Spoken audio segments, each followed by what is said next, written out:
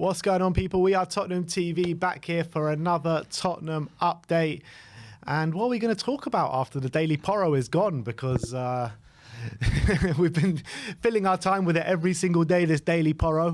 But it is coming to an end, seeing as we got the Here We Go yesterday. Until he's holding the shirt, the Daily Porro will not end. And today is no different, because here is your Daily Porro. Fabrizio Romano says that Tottenham want to get all contracts signed today for Pedro Porro deal after verbal agreement reached with Sporting on Saturday night. It is done for a fee close to 45 million euros. Pedro Porro prepared to travel to London with his agents later today. Contract with Spurs until 2028.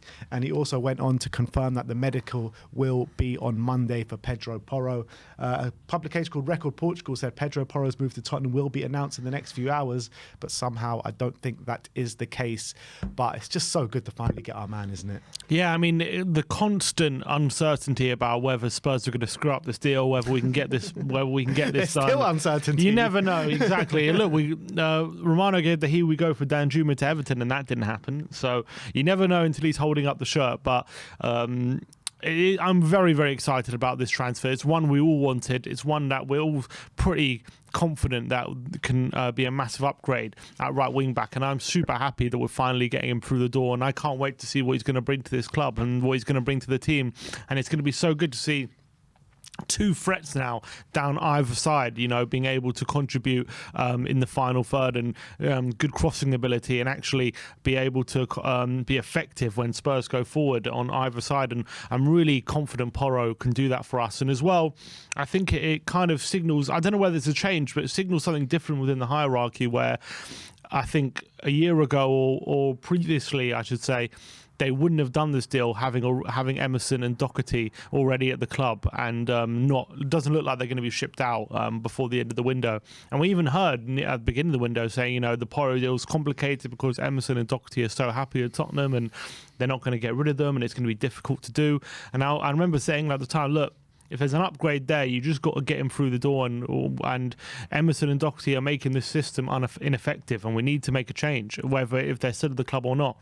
And I'm glad the hierarchy seem to, anyway, at this point, be going forward with making sure that this team is having the best possibility to succeed. And we needed it. We were desperately in need of a upgrade in that position. I'm glad we're getting it. Yeah, absolutely. And the moment for me where I really started to believe that this transfer is happening is when Malo Gusto got the here we go from Chelsea, because that kind of alleviated any hijackings from Chelsea or anything like that. So, look, I'm so happy to get Porro through the door. And suddenly our right-hand side is looking like a matchup for anyone's, to be honest. Romero, right centre-back, Porro, right wing-back, Kulusevski on the right-hand side of the attack, and Bentancur on the right-hand side of the midfield. I mean, what a right-hand side we've got now. Yeah, absolutely. And they're all good ages as well. Could be at Tottenham for a very long time, so it's super exciting. Yeah, absolutely. We just need to get that left-hand side matching up with that right-hand side, and then we're But it's funny, beginning of the season it was the opposite though, wasn't it? It's crazy the way things go at Tottenham Hotspur sometimes.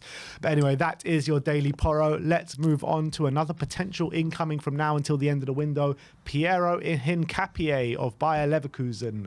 Bild are reporting that Tottenham have submitted a verbal offer of 25 million euros for Bayer Leverkusen's Piero Hincapie. I did see another report saying he's going for nothing less than 80 million, but I don't know how reliable they are. But look, at least we're looking at one. Yeah, none of these sources seem very reliable. Bild aren't particularly reliable as well. When it comes to this kind of stuff, they do pump out a lot of transfer news. The offer, apparently the fee of 80 million was quoted by The Sun, so that's also very unreliable. Hopefully we are looking at him before the window, and maybe there is a deal to be done there. I'm not going to hold my breath. I think it's very unlikely. But these are the kind of deals that we should be doing for these kind of defenders who could be the defender for the next 5-10 years, you know, the defender of the next generation. And that's what we need a lot of the time. And I think he's a very much up-and-coming talent at centre-back, 20 years of age, has good experience already, a World Cup and for Bayer Leverkusen in the Bundesliga. So definitely comes in fighting for the first team, and I think he's got supreme talent. I think he's a bit raw still, but I think if there's a deal to be done, I would very much look into doing it. And I do think he probably comes in as a potential upgrade straight away on Davis and Longley, despite his relative young age. But whether there's a deal to be done before January, at the end of the window. There's only 2 days left, so I do find it unlikely. Leverkusen probably will want to find a replacement, and they're not left long to find a replacement and all that kind of thing. And whether we're going to play ball with their fee as well that they want.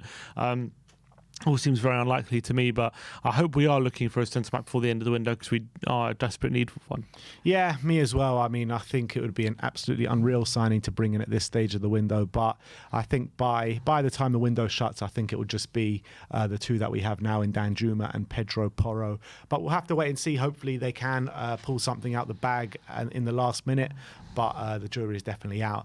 Let's move on to another one that is a potential incoming in Bellingham. No, not Jude Bellingham, but his younger brother, Jobe Bellingham.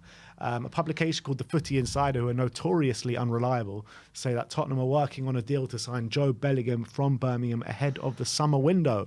It's an interesting one because Jobe Bellingham, 17 years of age, had 14 appearances for Birmingham, albeit most of them sub-appearances off the bench this season in the Championship. And last season, he had a couple of appearances at the ripe age of 16.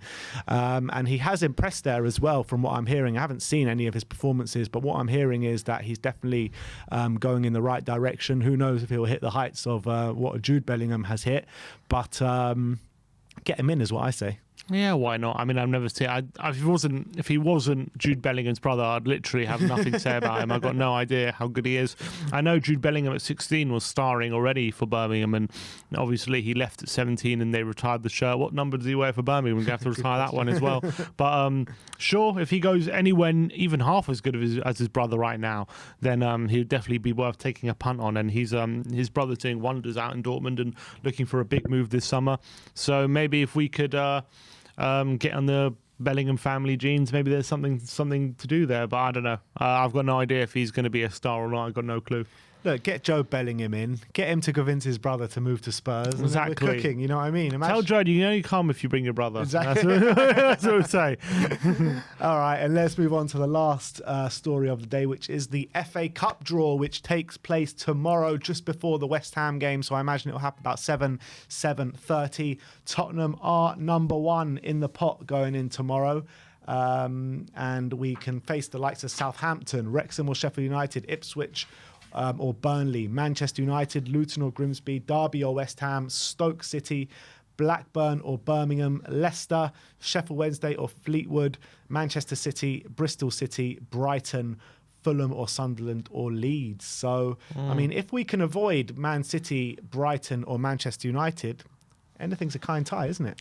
Yeah, I mean, anything you'd fancy your chances home or away. So we have a very good chance if we avoid those big hitters of making it to the quarterfinals. I think it's round of 16 next round. So all of a sudden the games are you can almost see a semi-final there if you can get round that last 16 into the quarters. I wouldn't mind a trip to Wrexham if they get through. That could be a lot of fun. We'll get Ryan Reynolds on the channel. Exactly, right? We'll get him on.